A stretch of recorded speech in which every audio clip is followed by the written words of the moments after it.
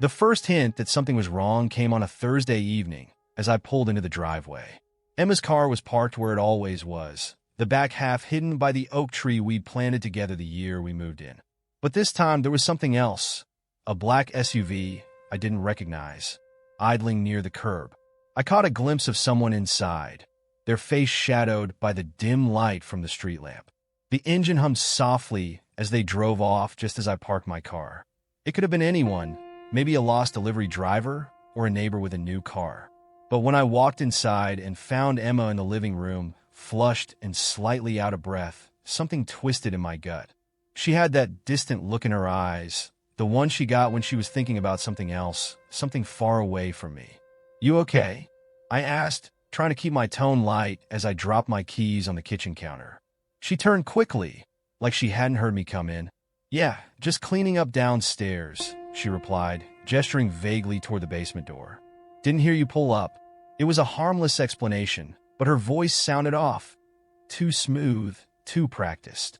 She glanced over her shoulder toward the window, as if checking to make sure no one was there. I followed her gaze, but there was only the dark outline of the oak tree swaying in the wind. I forced a smile. "Yeah, must have been noisy down there," I said, playing along. But my mind was already running through the possibilities. Was she meeting someone? A friend she didn't want me to know about? Or was I just being paranoid? Emma moved past me into the kitchen, busying herself with some dishes, but I noticed the way she kept glancing at her phone on the counter, the screen turned face down. We had always been open with each other about our devices. She knew my passwords, I knew hers. But recently, she'd become more guarded. Whenever I asked about work or her gallery, she'd brush off my questions, saying it was the usual. That night, I lay awake beside her, staring at the dark ceiling, my thoughts swirling. The image of that black SUV kept replaying in my mind, the way she had seemed startled when I walked in. I tried to tell myself it didn't mean anything. Maybe she was just caught up in one of her art projects. But the doubt gnawed at me, pulling me back to that moment when she'd looked at the window with just a hint of fear in her eyes. I told myself that I would forget about it by morning, that I was overreacting. But then, as Emma slept beside me, her breathing slow and even, I couldn't resist. I reached for her phone, the dim light from the screen casting shadows across her face. I tapped the lock screen, but it required a passcode, a new one. It used to be my birthday, but now it was something I didn't recognize. I felt a sharp pang in my chest, my mind racing with questions I didn't want to answer. I set the phone back down carefully, retreating into the hallway to calm down. I couldn't shake the feeling that she was slipping away from me, taking pieces of our life with her. The next morning, things were back to normal, on the surface at least. Emma made coffee like she always did, and we talked about the usual things. Her plans for the gallery, my projects at the office. But beneath it all, I couldn't stop thinking about that locked phone and the SUV outside our house. I decided not to mention it, but the silence between us felt heavier than usual, weighed down by everything I wasn't saying. She kissed me goodbye before leaving for work, but I barely felt it. My thoughts were already drifting back to the previous night, replaying every moment, every glance. As soon as she was out the door, I grabbed my laptop and sat down at the dining table, digging into our phone records. We still shared an account, even if our conversations had grown more distant lately. Most of her calls were to numbers I recognized, work contacts, her mother, a few friends. But there was one that stood out, a series of calls to an unfamiliar number. They were short, frequent, and all made during hours when she was supposed to be at the gallery. I jotted down the number, my mind buzzing with possibilities. That afternoon, I took a long lunch break from work and drove by the gallery just to see if she was there. Her car was in the lot, parked beside the other employees. Through the glass front of the gallery, I caught a glimpse of her talking to a client, her expression animated, her smile natural. It was like watching a version of her I hadn't seen in months. I waited for a while, but there was no sign of the black SUV. Maybe it had been nothing after all, just a coincidence, a misunderstanding. I almost convinced myself to let it go, to pretend that I could just move past it. But then I remembered the new passcode on her phone, the hidden calls, and the way she had looked at the window that night, like she was afraid of being caught. When she got home that evening, I noticed her checking her phone more than usual, but she was careful not to let me see the screen. It was always face down on the counter or tucked in her purse when she wasn't using it. I tried to bring it up casually over dinner. "Hey, I noticed you've been keeping your phone close these days. Something going on?" She glanced at me, her smile too quick, too bright. "Oh, just a lot of gallery stuff lately. We got a big exhibition coming up, and I'm trying to keep track of all the details." I nodded, but her answer only made my suspicions worse. The Emma I knew had never been secretive about her work. She used to talk my ear off about her exhibits, excitedly describing every new piece. But now, she clammed up whenever I asked, like she was afraid of saying too much. After dinner, I waited until she was in the shower before slipping back into the bedroom. Her phone was there, plugged in on her nightstand, and I found myself reaching for it again, even as I told myself it was wrong. But this time, I wasn't looking for messages. I was looking for clues. That's when I found the app. It was tucked away in a folder labeled Utilities, hidden among harmless icons like the calculator and the calendar.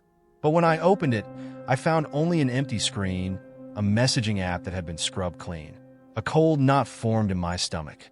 She had gone out of her way to hide her conversations, to keep whatever she was doing out of sight. And the fact that she deleted everything meant she didn't want me, or anyone, to know who she was talking to. I plugged the phone back in just as I heard the water shut off, slipping out of the room before she could catch me. My mind was spinning as I walked downstairs, every step echoing with a single thought: she's hiding something. And whatever it is, it's bigger than just an affair. I sat in the darkness of the living room, staring out at the shadowy street beyond our window. The black SUV was gone, but its absence only made me more aware of the space it had left behind, the gap between what I thought I knew and the truth that was starting to take shape.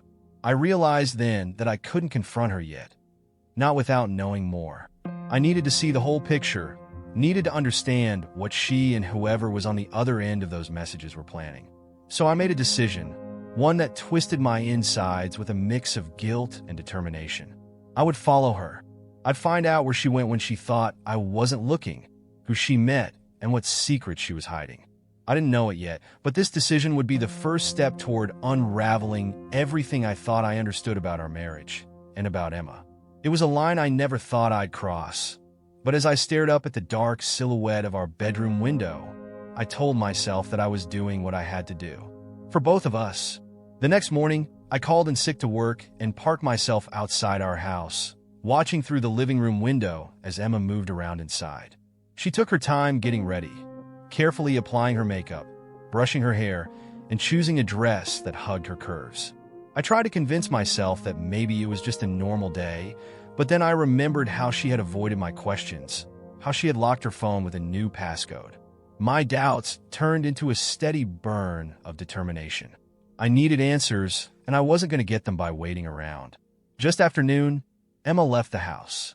I followed a few minutes later, keeping my distance as she drove across town, passing the usual lunch spots she used to frequent. But she didn't stop at any of them. Instead, she kept driving until she reached the edge of the business district, a part of town where the buildings were older, where the streets were narrower.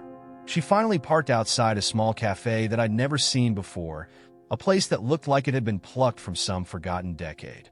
I pulled into a spot across the street, my hands gripping the steering wheel as I watched her get out of the car. She glanced around, scanning the street like she was checking to make sure no one had followed her. For a second, I thought she might have spotted me, but then her expression softened, and she turned toward the cafe door. That's when I saw him. A man, tall with dark hair and an easy smile, came out to meet her. He wore a leather jacket that looked expensive, the kind that was meant to seem casual but cost more than my entire wardrobe. He greeted her with a smile, pulling her into a hug that lasted a second too long. Emma leaned into him, her hand resting on his shoulder, and they exchanged a few words I couldn't hear before he led her inside. I snapped a few photos from my car, the anger rising in my chest like a wave threatening to crash over me. But it wasn't just anger. It was something sharper, a sense of betrayal that cut through my ribs like ice. I thought about everything she'd told me over the years, every promise she'd made, every moment when I'd thought we were on the same page. And now she was meeting this stranger in secret, hiding things from me like I was some clueless outsider. For a moment, I almost got out of the car, almost barged into that cafe, and demanded answers. But then I thought of the way Emma had looked at me lately, the way her smile never quite reached her eyes. She'd find a way to twist the truth, to make it sound like I was the unreasonable one. No, I couldn't confront her yet. Not until I knew exactly what I was dealing with. They were inside the cafe for nearly an hour. I watched them through the window, Emma's laughter reaching me even through the glass. She looked more like her old self, animated and smiling, a version of her I hadn't seen in months. I tried to convince myself that it was just a business meeting, something innocent, but then I saw how he touched her arm, the way he leaned in close, and the hope curdled in my chest. When they finally left, I followed them, keeping 2 cars behind as they drove to a park on the edge of town, a place where the paths twisted through thick trees and the benches were hidden in the shadows. They walked together down a path, disappearing into the woods, and I felt a pang of rage twist through me. I parked and waited, staring down the path where they'd vanished, imagining all the things they could be saying to each other. My mind conjured up images of their conversations. Emma confessing her unhappiness with me, the man whispering sweet lies in her ear. I could almost hear her voice, see the way she might look at him with the same warmth she used to show me. Half an hour later, they emerged, walking back to their cars. Emma kissed him on the cheek before climbing into her own car, and he watched her drive away before heading in the opposite direction. I stayed where I was, my hands clenched around the steering wheel, trying to control the anger that burned in my chest. When she got home that evening, I confronted her, or at least I tried to. I kept my voice calm, forcing a smile as I asked about her day. "You went out for lunch, right? I thought I saw your car near the business district." She froze for a fraction of a second, her eyes narrowing, but she covered it up quickly. "Oh yeah, I met a client, one of the new artists we're bringing into the gallery. He wanted to discuss some of the pieces before the exhibit." I could hear the lie in her voice, the practiced ease of someone who had gotten used to hiding things. But I pretended to believe her, nodding along like I hadn't seen everything with my own eyes. Inside, the rage boiled hotter, turning into something colder and more focused. The next day, I made a decision. I drove back to that cafe, asking around about the man I'd seen with Emma. I showed the photos I'd taken, and eventually, one of the baristas recognized him. "Yeah, he comes in pretty often," she said, glancing at the photo. "Name's Luke, I think. He's a private art dealer or something. Kind of flirty, if you ask me." My stomach twisted. Luke. So now I had a name to go with the face, a piece of the puzzle that Emma had kept hidden from me. A private art dealer. But what did he want with Emma, beyond the obvious? Was he part of some new project she hadn't mentioned, or was there more to it? I waited outside the cafe that afternoon, watching as Luke emerged and got into his black SUV, the same one I'd seen outside my house. He was heading somewhere, and I intended to find out where. I followed him for nearly an hour as he drove through town, finally stopping at a small warehouse by the river, the kind of place that used to store goods back when this town was still a shipping hub. Now, it was mostly abandoned, a perfect place for a meeting that no one else needed to know about. I parked at a distance and watched as Luke disappeared inside, my mind racing with possibilities. What if this wasn't just an affair? What if he was part of something bigger, something that Emma had gotten herself tangled up in? I thought about the encrypted messaging app on her phone, the hidden bank accounts, and suddenly the pieces started to fit together in a way that made my skin crawl. I snapped a few photos of the warehouse, then slipped away before Luke could see me. My mind spun with questions, but one thing was clear. Emma was hiding more than just a new relationship. She was hiding a whole other life, one that she had kept from me with the same careful precision that she used to curate her art. That night, I cornered her again, pushing harder this time. "You've been meeting with Luke, haven't you?" I asked, dropping his name into the conversation like a live grenade. She flinched, and for a moment, genuine fear flashed in her eyes before she buried it beneath a mask of indifference. "What are you talking about, Jake? I don't know anyone named Luke." "Don't lie to me, Emma. I saw you with him. I followed you." I pulled out my phone, showing her the photos I'd taken, the ones from the cafe, the ones from the park. "Now tell me what's really going on." Her face went pale, and I saw the mask slip just a little. She opened her mouth, but no words came out. And in that silence, I knew that whatever she was hiding, it went deeper than I'd imagined. "I can explain," she finally whispered, her voice trembling. "But not here. Not like this." I waited, my heart thudding in my chest, but she didn't say anything more. She just stared at me, her expression a mixture of defiance and something that looked like regret. I couldn't tell if she was sorry for what she'd done, or just sorry that I had found out. But I knew one thing for certain: this wasn't over. Not by a long shot. After the confrontation, things in the house grew colder, more dangerous. Emma avoided me, and I pretended to buy into her excuses, playing the part of a husband willing to forgive, to make things work again. But behind the scenes, I was digging deeper into her secrets, trying to figure out just how far she had gone. It felt like we were circling each other, like two predators in the same territory, waiting for the other to slip. That weekend, while Emma was out running errands, I went through her home office. The place had always been a mess, cluttered with old gallery catalogs and sketches, but I searched through every drawer, every stack of papers. When I finally found her laptop buried under a pile of receipts, I plugged in the flash drive I'd brought, loading software to recover deleted emails and files. I wasn't even sure what I was looking for, but I knew I would find something. And I did. Buried among drafts for gallery advertisements and notes on upcoming exhibits, I found a string of emails between Emma and a lawyer, a name I didn't recognize. The emails talked about asset transfers and offshore accounts. Each message was careful not to mention specific amounts, but the implication was clear. She was preparing for something big, something that required hiding money from me. I kept reading, my hands shaking as I uncovered more. There were drafts of legal documents, ones that outlined plans for a separate life, property deeds, paperwork for a potential new business in her name only. But what caught my attention most was a series of bank statements linked to an account in the Cayman Islands. The account had been receiving steady transfers from our joint savings for months, each one just small enough not to raise immediate red flags. She had siphoned away tens of thousands of dollars, all without me noticing. But there was more. I found references to a plan involving Luke discussing a high-stakes art auction that was coming up in a few weeks. Emma had written in one message that Luke was critical to the acquisition, and that his contacts would ensure a smooth transition. The language was vague, but it hinted at something that went beyond the gallery. There were mentions of access codes and storage units, things that had nothing to do with her usual work.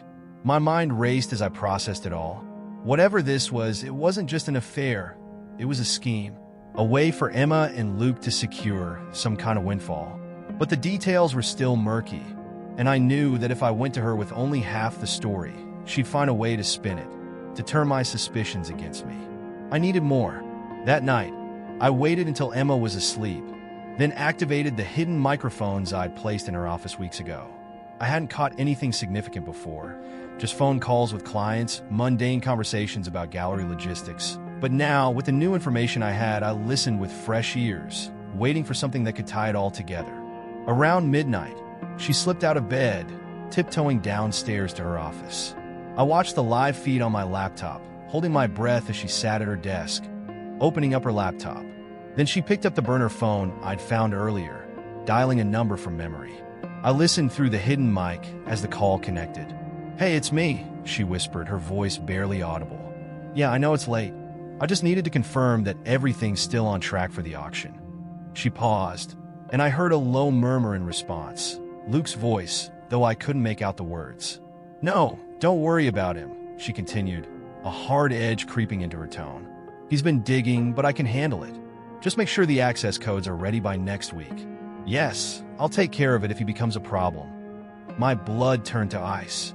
I knew then that she was talking about me, discussing some kind of backup plan with Luke. It wasn't just about the auction anymore. It was about keeping me in the dark, about using me as a pawn while they carried out whatever they had planned. I recorded the conversation, saving the audio to the same flash drive where I'd stored the emails. My mind spun with the implications. The possibility that Emma might even be planning to cut Luke out once they'd gotten what they wanted.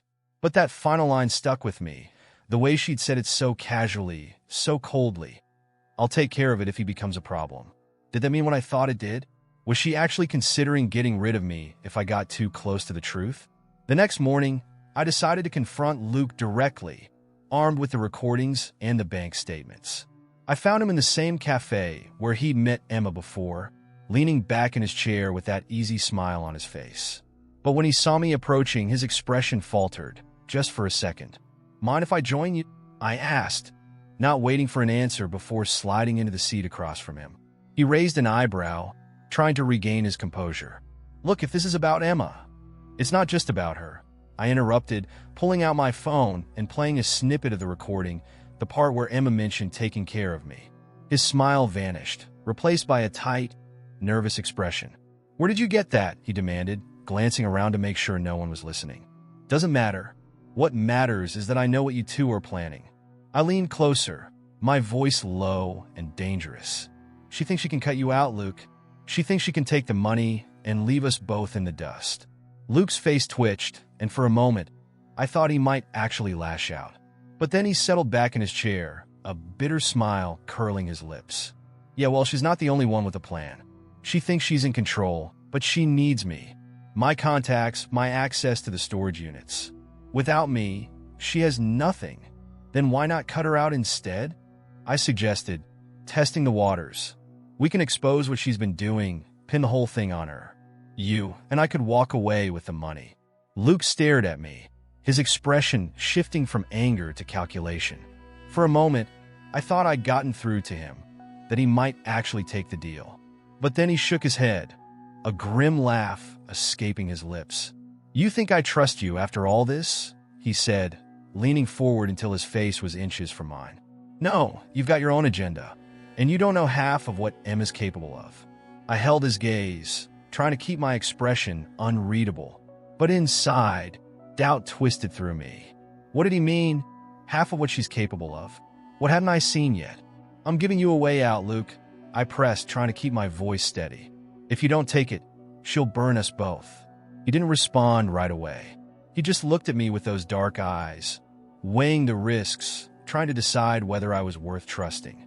But before he could answer, his phone buzzed on the table, and he glanced at the screen. A text from Emma flashed across it. Just a single word now. Luke's expression hardened, and he slid the phone back into his pocket, standing up from the table. "Good luck, Jake," he said, a hint of mockery in his voice. "You're going to need it." He walked out of the cafe without another word, leaving me sitting there, the half-empty coffee cup in front of me growing cold. I watched him go, my mind racing with possibilities. He dismissed my offer, but that didn't mean he wouldn't act on his own. And if Emma was already moving on whatever she had planned, that meant my time was running out. I paid for the coffee and left, my thoughts churning with the mess I'd found myself in. Emma and Luke were playing a game, one that I was only just starting to understand. But if they thought I would back down, they were wrong. I wasn't just going to expose them. I was going to turn them against each other, make them think they couldn't trust one another. And when they were busy tearing each other apart, I'd be there to finish it. But as I drove home, the recording playing over and over in my mind, I couldn't shake the feeling that I was missing something. Something critical, hidden beneath all of Emma's lies. And as I pulled into our driveway, I realized that whatever happened next, there was no going back. The house was silent when I got home, the kind of silence that presses in from all sides. Emma wasn't back yet, and I took the opportunity to review my next steps. Confronting Luke had been risky. If he told Emma about our conversation, my plan would be blown apart before I even had a chance to put it into motion. But I hoped that greed and fear would keep him in line, at least long enough for me to push them both into a corner. I poured myself a drink, the whiskey burning in my throat as I replayed the recording of Emma's late-night phone call. Her voice, cold and detached, echoed through the room, and I couldn't shake the feeling that I was listening to a stranger. What had happened to the woman I thought I knew? The woman I thought I loved? As I listened, an idea began to take shape, a way to force her hand. If I could convince Emma that Luke had betrayed her, that he was planning to take the money for himself, it might be enough to make her slip up. And if I could get them to turn on each other, I'd have a chance to record the fallout, something I could use to secure my own escape. The next morning, I began laying the groundwork. When Emma finally came downstairs, I greeted her with a weary smile, playing the part of the husband trying to mend fences. I didn't bring up our previous argument, didn't mention Luke's name. Instead, I pretended to be preoccupied with work, giving her space, acting like I was slowly letting go of whatever doubts I'd had. It wasn't easy. Every time I saw her glance at her phone, every time she made an excuse to slip out of the house, I had to bite back the urge to confront her. But I kept reminding myself that patience was the key. A few days later, I got the chance I was waiting for. I caught a glimpse of a message on Emma's phone as she set it down on the kitchen counter. A new meeting arranged with Luke at a nearby bar. She didn't know that I'd already set up a small microphone in her purse, hidden in the lining. When she left for the meeting, I followed from a distance, parking across the street from the bar. The microphone picked up enough for me to piece together their conversation. Emma's voice was tense, full of frustration, while Luke sounded defensive, like he was trying to calm her down. "You told me you had everything under control, Emma," Luke said, his tone strained. "Now he's getting too close. You said he wouldn't be a problem." "I'm handling it," she snapped back. "Just stick to the plan? Or have you forgotten who's in charge here?" "I haven't forgotten anything," Luke replied, but there was a bitterness in his voice that sent a chill through me. "But don't think I'm going down for this if things fall apart. I'll do what I have to if it comes to that." The recording crackled with the sound of clinking glasses, but the tension between them was clear. They were both on edge, both wary of the other, like two animals trapped in a cage. I saved the audio, knowing I'd found exactly what I needed. That night, I made my next move. I sent an anonymous text to Emma, using a burner phone I'd picked up that morning. I kept the message simple, knowing it would be enough to plant the seed of doubt. "Luke's been talking about cutting you out. You might want to watch your back." I watched her reaction from across the room when the message came through. She read it, her face going pale, and I saw the way her expression hardened, her mind racing as she considered the implications. She didn't know it was me, and I could almost see the gears turning as she tried to figure out if she was being played. She glanced at me, but I kept my face neutral, pretending to be absorbed in a TV show. I felt a flicker of satisfaction as she grabbed her coat and headed outside, her footsteps quick and angry. She was probably calling Luke, demanding an explanation, and I knew that whatever he said, it would only deepen the distrust between them. The next day, I arranged another meeting with Luke, telling him I had new information. This time, we met at a remote spot near the river, where no one would overhear us. He arrived looking more disheveled than before, like he hadn't slept in days. I could see the strain in his eyes, the tension that tightened his shoulders. "You've got some nerve, dragging me out here again," he said, shoving his hands into his jacket pockets. I shrugged, slipping my hands into my own coat. "Just thought you want to know that Emma's been asking questions about you. She's suspicious, Luke. She thinks you're going to turn on her." He went still, his jaw clenching. "Is that so?" "Yeah," I said, leaning in, letting my voice drop to a conspiratorial tone. "She's talking to other people, looking for a way to make sure you're the one who takes the fall if things go south. She thinks she's got all the leverage, but if we work together, we can turn this around." I could see the uncertainty flicker across his face, the fear that maybe I was telling the truth. He glanced away, staring out over the water as he processed what I'd said. "What exactly are you proposing?" he asked after a moment. "Simple," I said, trying to keep my tone casual. "We record her admitting everything. The money, the auction, the whole plan. Then we go to the authorities before she can throw us under the bus." For a second, I thought I had him, but then he turned back to me, his expression hardening. "You think you're the only one who's thought of that? She's got a contingency plan, Jake. And if you think you can outsmart her, you're in for a rude awakening." Before I could press him further, his phone buzzed. He glanced at the screen and cursed under his breath. "Looks like she wants a meeting. Again." I caught a glimpse of the text on his phone, a message from Emma, telling him to meet her at a cabin upstate, a place I didn't recognize. I committed the address to memory, feeling my pulse quicken. This was it, the moment when everything would come to a head. That evening, I planted another anonymous message, this time for Luke, suggesting that Emma planned to cut him out at the meeting. It was a risk, but I needed him to go into that meeting ready to push back, to confront her directly. If I played this right, they would tear each other apart, and I could be there to record every moment. I waited until Emma left the house, dressed in dark clothes and with that same look of grim determination on her face. Then I followed, staying far enough back to keep out of sight.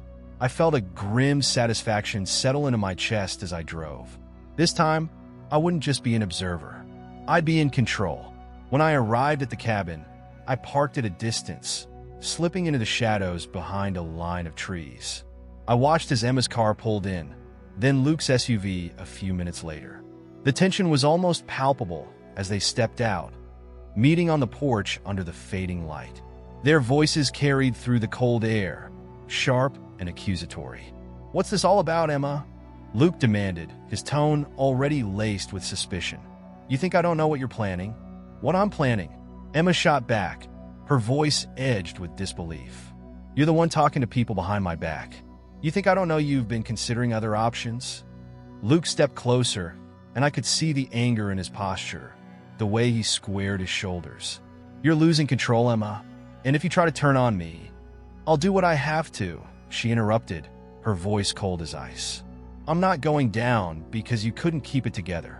I held up my phone, recording the entire exchange from my hiding place, capturing the way their voices grew louder, more frantic. Emma reached into her coat, pulling out a set of papers, documents that looked like some kind of contract. Luke's eyes widened when he saw them. "You thought I wouldn't know about these?" she said, waving the papers in his face. "This is my insurance policy, Luke. My way of making sure you don't get any ideas." For a moment, they just stared at each other, the tension between them like a live wire. And then Luke reached out, grabbing her wrist, yanking her closer. "You think you're the only one who can play this game?" he snarled. "I've got proof of my own." I could barely hear Emma's next words, but I caught enough to understand. She threatened him, promising that she would frame him if he tried to cross her. Luke's face twisted with rage, and he shoved her back, sending the papers scattering across the porch. That's when I saw my chance. I stepped out of the shadows, phone in hand, the red recording light still blinking. "Looks like you two have a lot to answer for," I said, my voice cutting through the darkness. They both turned to me, their expressions shifting from shock to fury. But I kept my distance, holding up the phone like a weapon. "It's over, Emma. Luke, you're both done playing games." For a second, they seemed frozen, caught off guard by my sudden appearance. But then Emma's eyes narrowed, and I saw the realization hit her. This was a trap, and I had sprung it. Her lips curled into a bitter smile. "You think this is over, Jake? It's just beginning." The air around the cabin was cold, biting through my jacket as I stood there, the shadows of the trees stretching long across the clearing. Emma and Luke stared at me, their expressions twisted with anger and disbelief, but I could see the wheels turning in their minds. They were both realizing that they had walked into a trap, my trap. For a moment, I almost savored it, the feeling of finally having the upper hand after weeks of deception and doubt. But then, Emma took a step toward me, her face hardening. "What the hell do you think you're doing, Jake?" Her voice was low, measured, but I could hear the barely contained fury beneath it. "You don't understand what's happening here. You never have." Luke moved in closer too, his jaw clenched. He looked between the two of us, as if trying to decide which of us posed the bigger threat. His hands were balled into fists, his entire body tense with the kind of energy that could explode at any moment.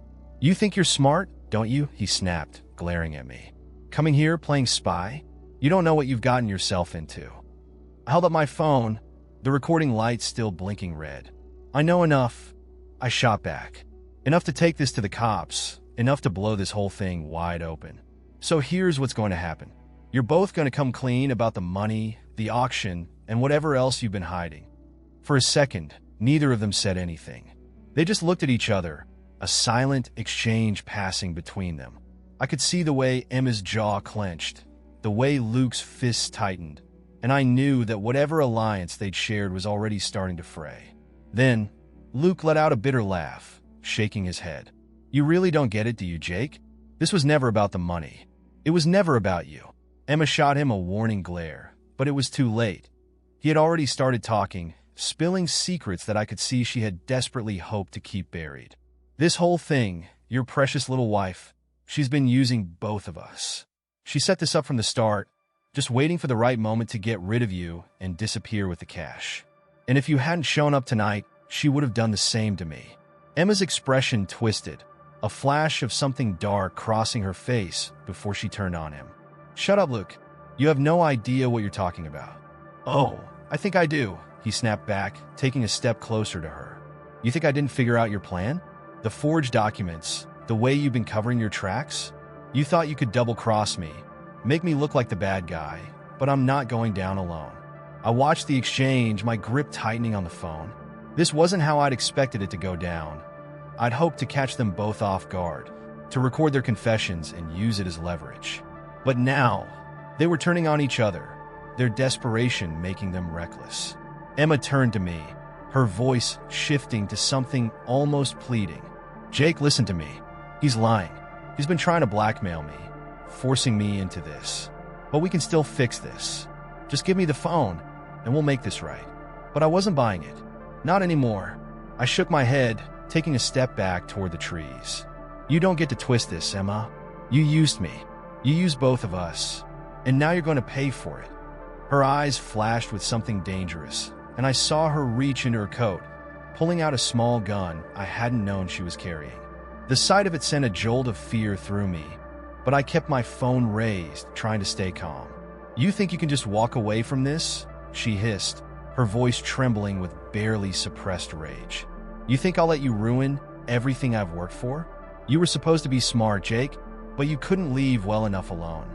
Before I could respond, Luke lunged forward, grabbing her wrist and twisting it to the side.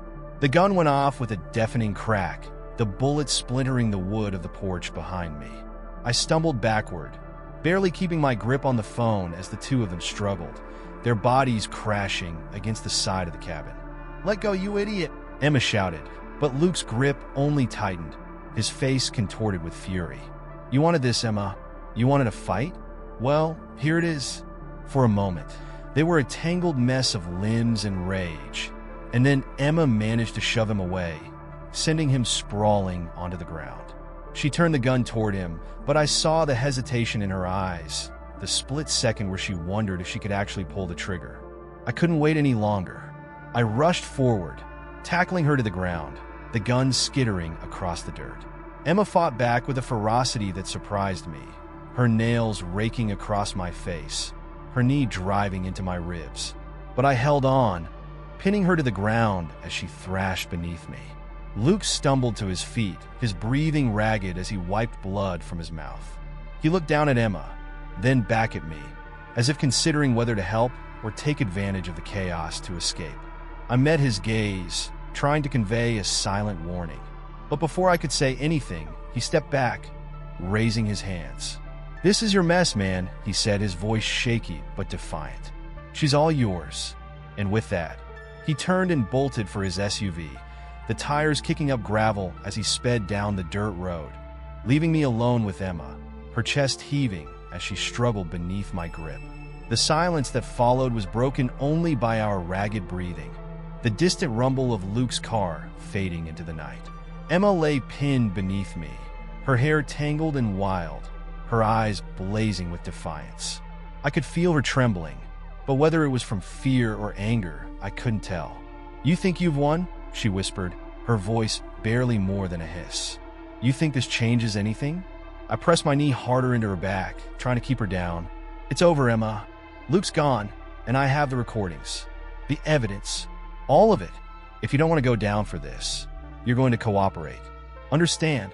She laughed, a harsh, bitter sound that made my skin crawl. You have no idea what you started, Jake. They'll never believe you. They'll see you for what you are, a jealous husband who couldn't handle the truth. For a moment, doubt flashed through my mind. I thought about the police, about trying to explain the tangled web of lies and betrayal that had led us here. But then I remembered the bank transfers, the offshore account, the documents I'd found, and I realized that she was just trying to buy time, to find a way to turn this back on me. I grabbed her by the arm, dragging her up to her feet, forcing her to look me in the eye. You're going to tell them everything, every detail, or I'll make sure they find the gun with your fingerprints on it and the recordings that prove you were planning to set me up. Her face twisted with hatred, but I could see the fear beneath it, the realization that she was out of moves, that she'd underestimated me. But I knew she wasn't done yet. Emma was a survivor, and she'd find a way to twist this back in her favor if I gave her the chance. "You're going to regret this," she whispered, her voice low and venomous. "I promise you that." But I didn't answer. I just dragged her toward my car, forcing her into the passenger seat as I kept a tight grip on her wrists. My mind raced with what I would say, how I would explain everything to the authorities. The plan was falling apart around me, but I had to hold on, had to find a way to make this end on my terms. We drove back toward town in silence, the weight of everything pressing down on us. Emma glared out the window, her expression dark, while I focused on the road, trying to ignore the way my hands were shaking. But as the lights of town came into view, I couldn't shake the feeling that this wasn't over, that whatever Emma had in mind, she still had one more card to play. And as we pulled into the empty parking lot of the police station, I braced myself for the final twist, the moment when everything would come crashing down. I glanced at her one last time, meeting her gaze in the dim light. Her lips curled into a faint, mocking smile, like she was daring me to take the next step. And I knew, deep down, that whatever happened next, there would be no going back. The drive to the police station was filled with a suffocating silence.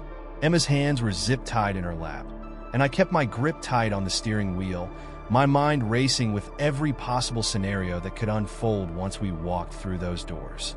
The recordings, the documents, the photos, they should have been enough to pin this on her and on Luke, to convince the police that I was a victim caught in their web. But deep down, a nagging doubt kept whispering that she'd find a way to twist the truth, to paint me as the unhinged husband who had pushed her too far. I pulled into the station's empty parking lot, the building looming against the dark sky. I sat there for a moment, staring at the glowing entrance, my breath fogging up the window. I had the evidence, but I knew that once I crossed that threshold, everything would be out of my control. Emma watched me, her eyes narrowing as she realized I was hesitating. "You think this is going to end the way you want?" she asked softly, her voice cutting through the silence. "You think they'll believe you over me?" I turned to face her, my jaw clenched. "I don't care if they believe me. I have proof." She let out a quiet, mocking laugh. "Oh, Jake, they'll see the same thing I saw, that you've lost control, that you become obsessed. I'll tell them how you tried to trap me, how you planted those recordings to make it look like I was conspiring against you. And Luke, he'll back me up. He'd rather save himself than go down with you." The weight of her words pressed down on me, and for a moment, I felt the ground shifting beneath my feet. I had thought I could predict how this would play out, that I could stay one step ahead of her, but now I could see the cracks in my plan, the way she could spin the story, turn the evidence against me. And I realized with a cold shock that she was right. I was walking into a trap of my own making. I glanced down at my phone, the recording app still blinking on the screen. Everything I had, the conversations, the proof of the offshore accounts, the photos of her with Luke, suddenly felt like it wasn't enough. She would twist it, undermine it, find some angle I hadn't considered.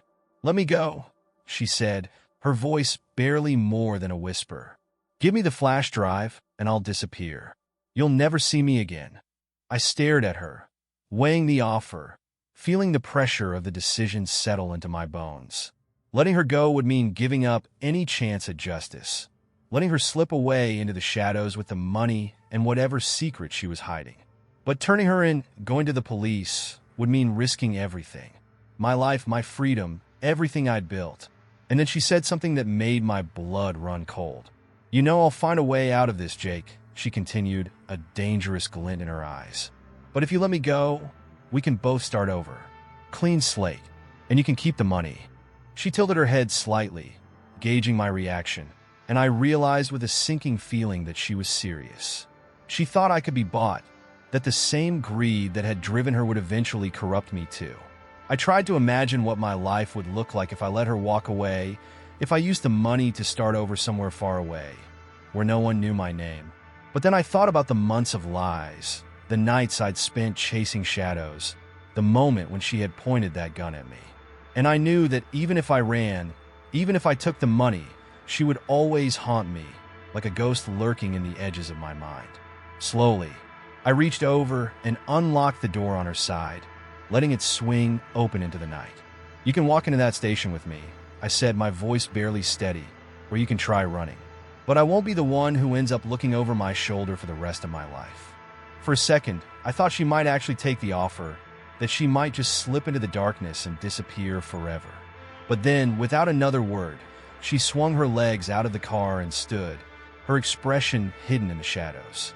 She walked toward the station entrance, her steps steady, her back straight, like she wasn't afraid of what was waiting inside.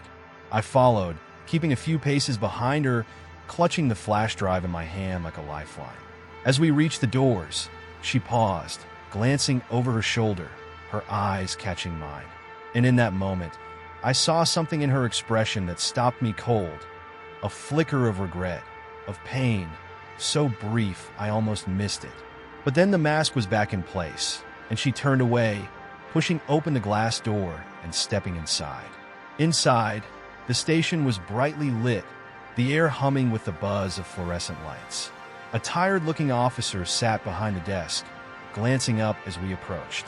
I took a deep breath, my hands sweating as I placed the flash drive on the counter. "I need to report a crime," I said, my voice steady despite the racing of my heart. "My wife, she's been conspiring with someone to steal funds, and I have the evidence here." The officer raised an eyebrow, glancing between the two of us, but Emma didn't flinch. She crossed her arms, a faint smile playing on her lips as if she already knew how this would play out. "He's been following me for weeks," she said, her voice dripping with false sincerity. "Ever since he found out about my friendship with Luke, he's been unstable." I felt my stomach twist, but I held her gaze, refusing to look away. I could see the gears turning in her mind, the way she was already spinning her story, painting me as the one who had lost control. But I had come too far to back down now. "Check the recordings," I insisted, my voice hardening. "Check the bank accounts. You'll see she's been hiding money, that she was planning to leave with it. And if you ask her about Luke Shield..." "Enough," the officer cut in, holding up a hand. He looked at Emma, then at me, his expression weary. "Both of you have a seat. We'll sort this out." As he reached for the flash drive, I felt a knot of tension wind tighter in my chest. This was the moment, the point of no return. I glanced at Emma, searching her face for some sign of what she was thinking, but she just stared back at me, her expression carefully blank. We sat there in silence as the officer plugged in the flash drive, as the recordings began to play, filling the station with the sound of our voices. My stomach churned with every passing second, my mind racing through the worst-case scenarios. What if they didn't believe me? What if they thought I had manufactured it all? But then, slowly, the officer's expression began to change. He listened to the recordings, his eyes narrowing as he caught the tone of Emma's voice, the implications in her words. He glanced back at her, then turned to me, a flicker of doubt in his gaze. "Seems like there's more to this than either of you are saying," he said finally, his voice gruff. "We're going to need both of you to come down to the station and answer some questions."